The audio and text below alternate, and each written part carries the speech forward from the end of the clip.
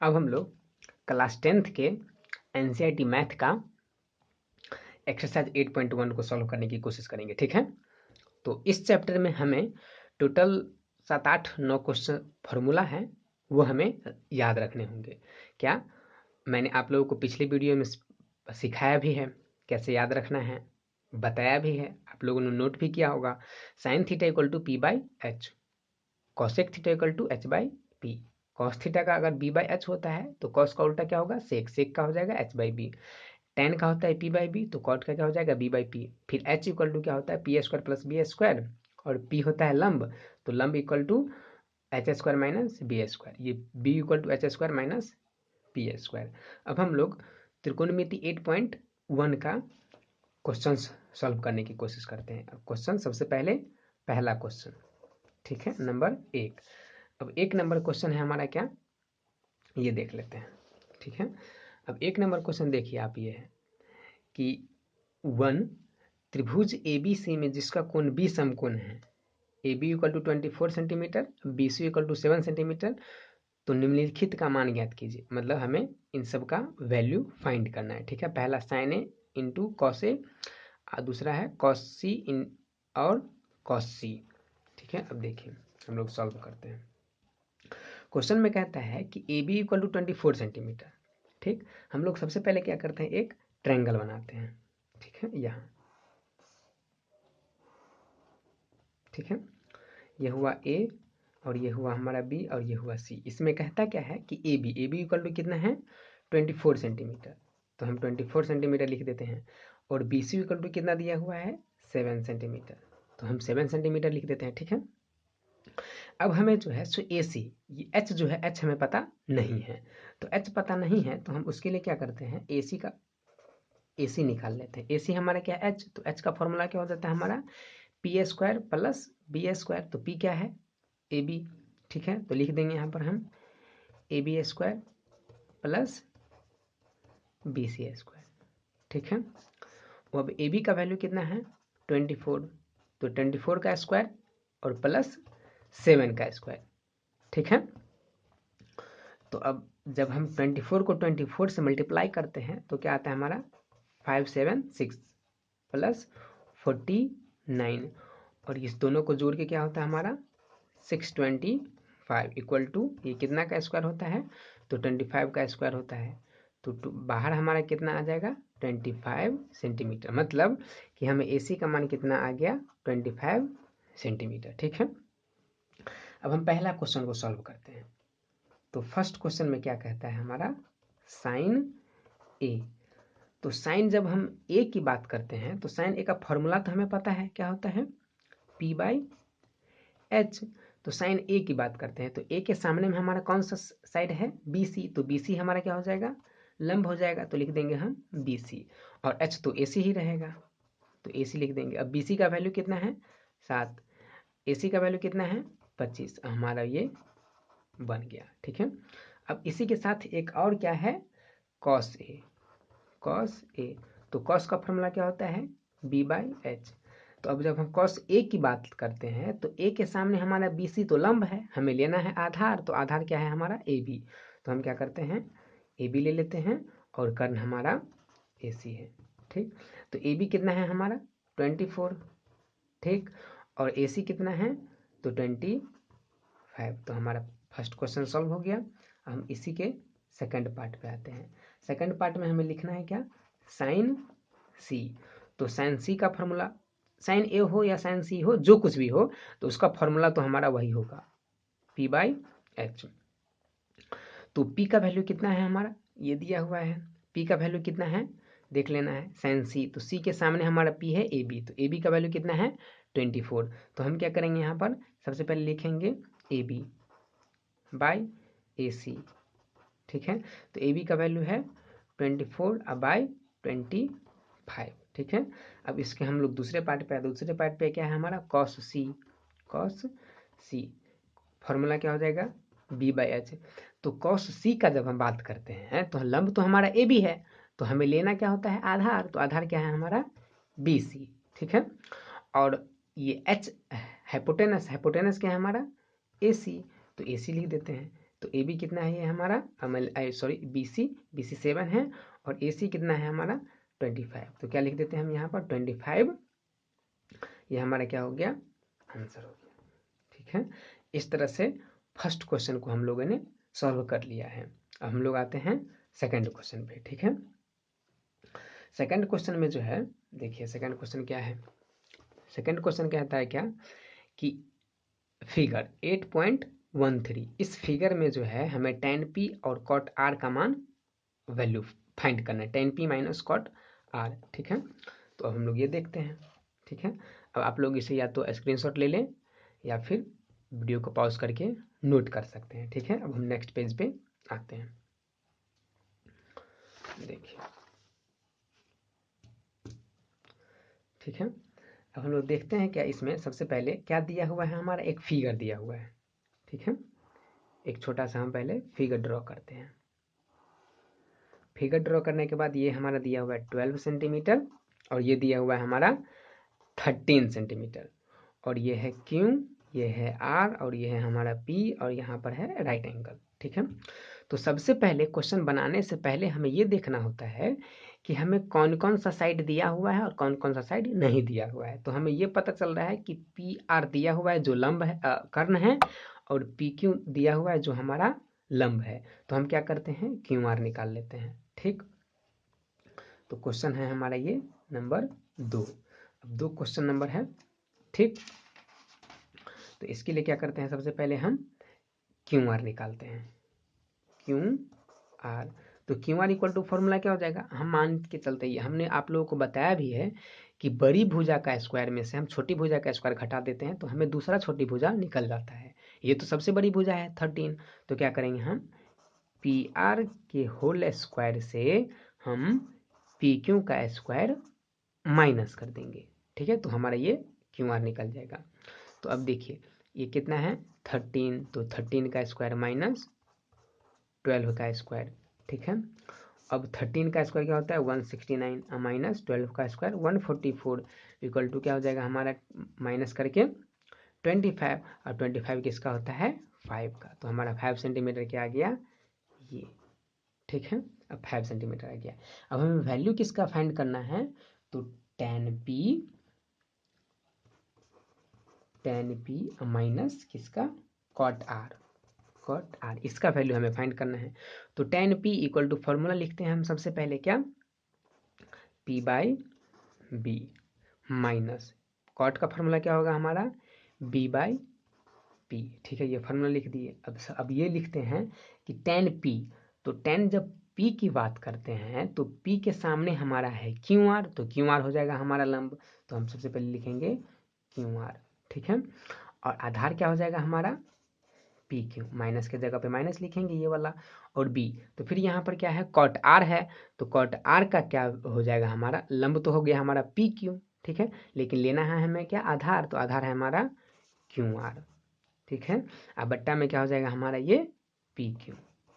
ठीक है, तो ये क्या हो गया हमारा QR by PQ equal to 5/12, फिर से ये वही है तो ये भी हो जाएगा 5/12, इक्वल टू एलसीएम हो गया 12, ये 5 minus 5 equal to 0/12 equal to 0। अब हम इसे यहाँ भी काट सकते हैं, 5/12 में से 5/12 अगर हम घटाएंगे तो हमारा 0 आएगा, तो ये 0 हमारा क्या हो गया आंसर हो गया। ठीक है, अब लोग क्वेश्चन नंबर 3 पे आते हैं।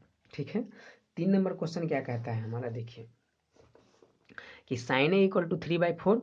ठीक है, तो cos a और tan a का मान याद करना है। देखिए तीसरा क्वेश्चन क्या दिया है हमें कि sin a इक्वल टू 3/4, तो हमें निकालना किसका किसका मान है, sin a और सॉरी cos a और tan a, ये दोनों का हमें मान याद करना है। ठीक ना, तो हम सबसे पहले क्या करते हैं, अब देखते हैं यहाँ पर कि साइन का फॉर्मूला क्या होता है, तो P/H होता है। तो इससे हमें ये पता चल गया कि P का वैल्यू 3 है और H का वैल्यू 4 है।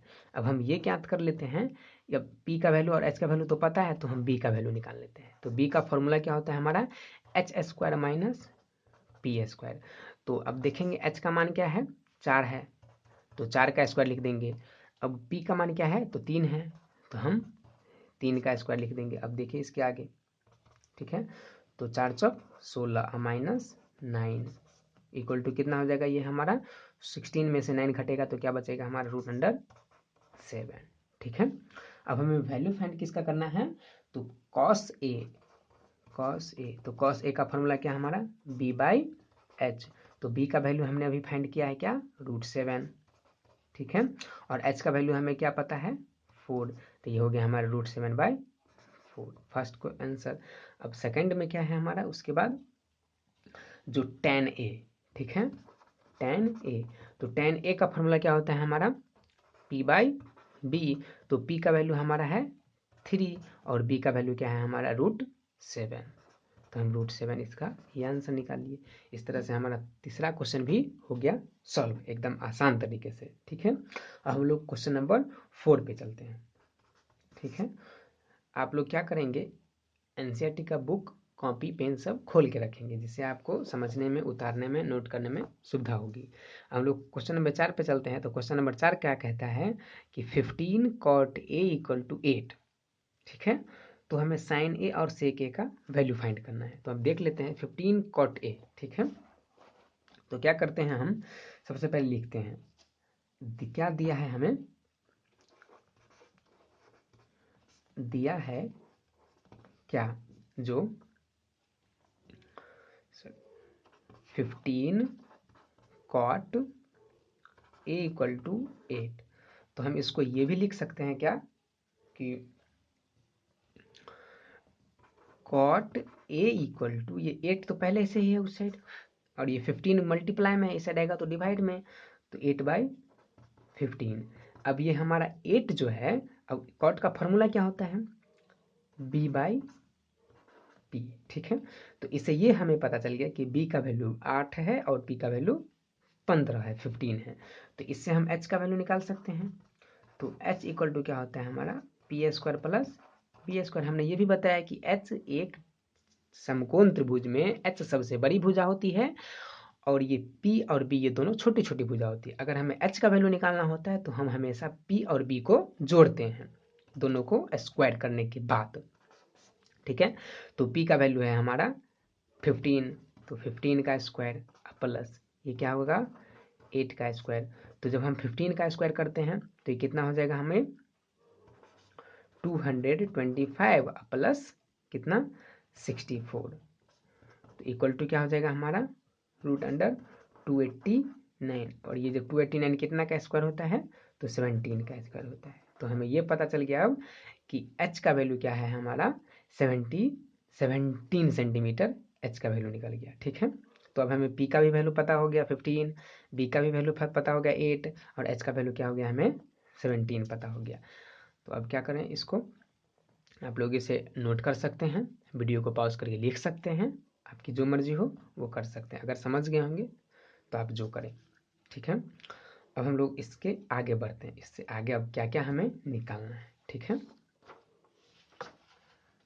अब देखिए आगे हमें निकालना क्या था, साइन ए। ठीक है, साइन ए, तो साइन का फॉर्मूला क्या हो जाएगा हमारा p/h। ठीक है, तो हमें p का वैल्यू हमने निकाला था, क्या निकाला था, p का वैल्यू दिया हुआ था क्या 15, h का वैल्यू हमने निकाला था कितना 17, तो क्या हो जाएगा हमारा 15/17 आंसर। इसके बाद हमारा क्या है सेक ए, तो सेक का फॉर्मूला क्या होता है हमारा h/b। ठीक है, तो h का वैल्यू हमने अभी निकाला है 17 और b का वैल्यू हमें दिया था 8, ये हो गया हमारा ये आंसर। इस तरह से अब हम लोग चलते हैं क्वेश्चन नंबर 5 पर। ठीक है, और क्वेश्चन नंबर 5 ये कहता है इसमें कि यदि सेक थीटा = 13/12 ठीक है हो तो अन्य सभी त्रिकोणमितीय अनुपात ज्ञात कीजिए। मतलब कि अगर सेक थीटा = दिया है तो बचा क्या हमारा साइन बचा, कॉस बचा, टैन बचा, कॉट बचा और कॉसेक बचा। इन पांचों का वैल्यू हमें निकालना है। क्या कहते हैं यहाँ सभी त्रिकोणमितीय अनुपात, तो सेक हमें निकालना नहीं होगा क्योंकि सेक तो दे दिया है, तो सेक के अलावे बचते हैं टोटल 5, तो हमने 5 का वैल्यू ज्ञात करना है। ठीक है, अब देख लेते हैं आगे। क्या दिया हुआ है हमें, इसे हम अंग्रेजी में लिखते हैं इट इज गिवन। ठीक है, क्या दिया है, सेक थीटा इक्वल टू 13/12। तो ये हम फार्मूला क्या होता है सेक का फार्मूला होता है h/b। तो हमें पता चल गया कि h का वैल्यू 13 है और b का वैल्यू 12 है। ठीक है, तो जब h का वैल्यू 13 है, b का वैल्यू 12 है, तो हम p निकाल लेंगे यहाँ से। तो p का फार्मूला क्या हो जाएगा हमारा, h में से हम b को घटा देंगे, तो h का मान है हमारा 13, तो 13 का स्क्वायर और ये 12 का स्क्वायर। ठीक है, तो 13 का स्क्वायर कितना होगा 169, 12 का स्क्वायर क्या होगा 144, इक्वल टू क्या हो जाएगा हमारा 25। बाहर क्या निकलेगा, तो 5 निकलेगा। ठीक है, इस तरह से p का वैल्यू हमारा 5 आ गया। अब हम सबसे पहला निकालेंगे किसका, साइन थीटा। तो साइन थीटा इक्वल टू क्या होता है हमारा p/h। ठीक है, तो p का वैल्यू अभी हमने निकाला है 5, h का वैल्यू अभी हमें पता है क्या 13, तो ये हमारा फर्स्ट का आंसर निकल गया। ठीक है, साइन के बाद निकालते हैं हम लोग कॉस थीटा। तो कॉस थीटा का फॉर्मूला क्या होता है हमारा b/h। तो b का वैल्यू क्या है हमारा 12 और h का वैल्यू क्या है हमने निकाला है, दिया हुआ था 13, ये भी हमारा निकल गया। अब इसके बाद क्या है हमारा नेक्स्ट जो टेन थीटा। ठीक है, अब टेन थीटा का फॉर्मूला क्या होता है p/b। तो p का वैल्यू कितना है 5 है, b का वैल्यू क्या है, तो b का वैल्यू 12 है, तो मैंने 12 लिख दिया, ये भी हमारा निकल गया। ठीक है, अब टेन के बाद हम लिखते हैं कॉट थीटा। तो कॉट थीटा का फॉर्मूला क्या होता है हमारा b/p। तो b का वैल्यू कितना है 12, हमने 12 ले लिया, और p का वैल्यू क्या है अभी मैंने निकाला है 5 निकाला है। ठीक है, तो कॉट का भी निकल गया। अब इसके बाद हमारा बचा क्या, सेक का निकालेंगे नहीं क्योंकि सेक का तो पहले से ही दिया है, बचा क्या कॉसेक। ठीक है, कॉसेक हमारा उल्टा होता है किसका, साइन का। तो जब कॉस साइन का उल्टा होता है फॉर्मूला होता है p/h, तो इसका हो जाएगा h/p। इसका वैल्यू आ गया 5/13, तो इसका आ जाएगा 13/5। ये हमारा हो गया आंसर। इस तरह से हमने 5वां क्वेश्चन भी सॉल्व कर लिया है। ठीक है, अब लोग हम लोग आते हैं अब नंबर 6 क्वेश्चन पे। ठीक है, जब हम लोग 6 क्वेश्चन पे आते हैं तो अब देखते हैं इसमें क्या 6 क्वेश्चन क्या कह रहा है। तो 6 क्वेश्चन कहता है कि यदि एंगल ए और एंगल बी न्यून कोण हो, मतलब कि एंगल ए और एंगल बी जो है वह एक्यूट एंगल है 90 से कम। न्यून कोण का मतलब होता है कि वह कोण जो 90 डिग्री से कम हो, मतलब बिलो देन 90 डिग्रीज। ठीक है, तो हमें ये प्रूव करना है, और साथ में ये भी दिया है cos A equal to cos B। तो हमें प्रूव करना है कि angle A equal to angle B, मतलब दिखाना है angle A equal to angle B, कोण A और कोण B दोनों बराबर है, इस बात को हमें सिद्ध करना है। ठीक है, तो सबसे पहले हम क्या करते हैं, एक ट्रायंगल बनाते हैं। ठीक है, ये हमने बनाया ट्रायंगल, हमने इसका नाम दे दिया A, यहाँ पर हमने दे दिया C, और इसका नाम हमने दे दिया B। ये दोनों हमारा A और B क्या है, न्यून कोण है जो दिया था पहले से, और C हमने माना 90 डिग्री है। ठीक, हमें दिया है क्या कि cos A इक्वल टू, हम इसमें देख लेते हैं cos A और cos B इक्वल टू बराबर दिया है, cos A equal to cos B, ये दोनों हमें बराबर दिया है। तो हम इसी के आधार पे क्या निकालते हैं, अब सबसे पहले cos A निकालते हैं। तो cos A, तो cos फॉर्मूला क्या होता है हमारा b/h। तो cos जब a की बात करते हैं तो a के सामने हमारा तो bc तो लंब है, लेकिन हमें लेना है क्या ac, तो हम ले लिए क्या ac। h क्या होगा हमारा ab होगा। इसके साथ हम फिर से क्या निकालते हैं cos b। तो cos b जब हम लेंगे तो लंब हो जाएगा हमारा ac, लेकिन हम लंब तो लेते नहीं हैं, क्या लेते हैं आधार, तो आधार क्या है हमारा bc। तो bc बाई क्या हो जाएगा हमारा ab। ठीक है, ये ले लिए। अब हमें उसके साथ साथ ये दिया हुआ था, क्या दिया हुआ है, दिया है हमें क्या कि cos A equal to cos B। ठीक है, अब हम cos का जो हमें मान आया है वो लिख देते हैं AC/AB। अब cos B का भी वैल्यू हमें निकला है, क्या निकला है जो AC/AB। ठीक है। अब हम ये भी गौर कर रहे हैं कि ए बी और ए बी हमें सेम मिल रहा है, तो हम इस ए बी से इस ए बी को कैंसिल कर देते हैं। हमारा बचा क्या, ए सी इक्वल टू, सॉरी यहाँ बी सी की जगह बी सी मैंने सॉरी लिख दिया, ये हमारा हो गया बी सी। तो अब हमें ये यहाँ से पता चला क्या कि ये ए सी इक्वल टू ये है हमारा बी सी। ठीक है, तो अब ये हमें पता चल गया कि ए सी और बी सी ये दोनों हमारा इक्वल है, ये साइड और ये साइड हमें दोनों इक्वल है। अब इससे ये पता चल गया कि ये ए सी और बी जो हमारा त्रिभुज है यह समकोण समद्विबाहु त्रिभुज है। ठीक, हम इसे सॉरी यहाँ पे लिखते हैं कि अतः हैंस, ठीक है, कि त्रिभुज ए सी बी समकोण समद्विबाहु त्रिभुज है। ठीक, जब हम ये भी जानते हैं कि जब कोई भी त्रिभुज समकोण होता है और समद्विबाहु होता है तो उसका दो भुजा हमेशा बराबर होता है और दोनों भुजाओं के सामने का कोण भी बराबर होता है। इस तरह से अगर AC और BC दोनों बराबर है, इसका मतलब कि एंगल A और एंगल B भी बराबर होगा। तो हम लोग इसके आधार पर लिख सकते हैं angle A equal to angle B, और यही हमें प्रूव करना था और हमने ये प्रूव कर दिया। ठीक है, अब आप लोग इसका भी स्क्रीनशॉट ले सकते हैं या फिर वीडियो पॉज करके लिख सकते हैं। ठीक है, हम लोगों ने 6 क्वेश्चन को सॉल्व कर लिया। अब हम लोग देखते हैं क्या 7th क्वेश्चन। ठीक है, या फिर हम लोग रहने देते हैं, इससे आगे हम लोग अब नेक्स्ट वीडियो में पढ़ेंगे। ठीक है,